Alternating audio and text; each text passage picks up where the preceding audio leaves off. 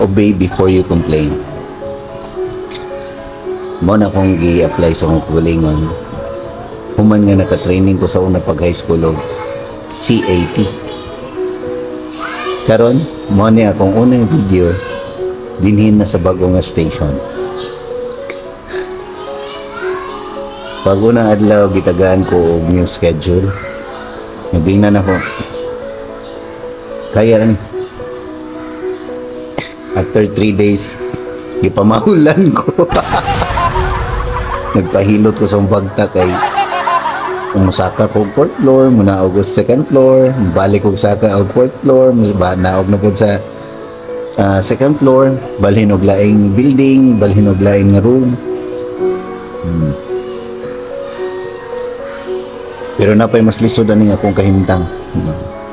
Mao nang kabalo ko nga kung lisod maganing para nako, napay mas lisod ani. Mas lisod gitong sa una nga motabok og isla. Nga moagi kog bawd, nga layo kayo mga 30 minutes to 45 minutes ang biyahe para maabot ka sa isla. Mas lisod gitong musaka og munaog sa bukid kada adlaw. Pwede ko mo reklamo man, pwede ko mayon kapoy, pwede ko mo undang. Pero napagoy sayon sa kinabuhi. Apil ni sa challenge, no.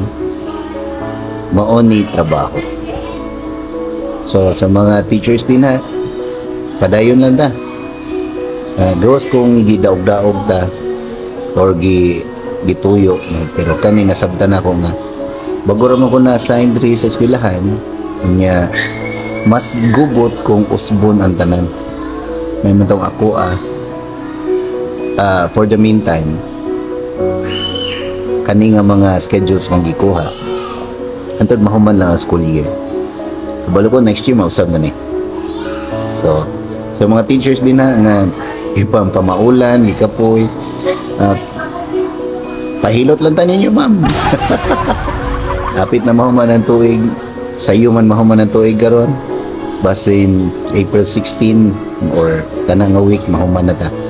So padayon lang mga moms, mga sirs, sa tanan ng mga bag-o po din ha, na-assign nga parihag kahimtang na ako. Karon ron kay bago raman ta nasud. Inigsunod to na matarong na imong schedule. Salute ko sa tanang mga teachers.